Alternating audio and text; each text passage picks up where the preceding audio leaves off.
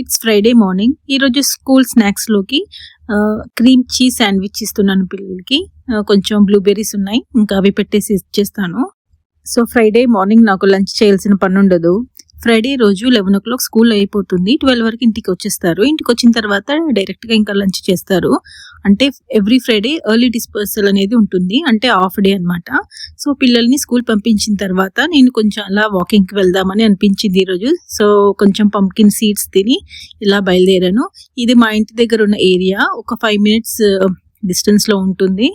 So చాలా పీస్ఫుల్గా ఉంటుంది మార్నింగ్ వచ్చి ఇలా వాక్ చేస్తే. సమ్ టైమ్స్ వస్తూ ఉంటానన్నమాట. ఎప్పుడైనా సరే నేచర్ మన మైండ్ అండ్ మన పెయిన్ని హీల్ చేస్తుంది అంటారు కదా, అది ట్రూ. నాకైతే చాలా ఇష్టము ఇలా పార్క్ వచ్చి వాక్ చేయడం.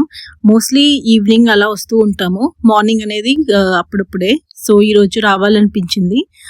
వీడియో నచ్చితే లైక్ చేయండి, షేర్ చేయండి, సబ్స్క్రైబ్ చేయండి.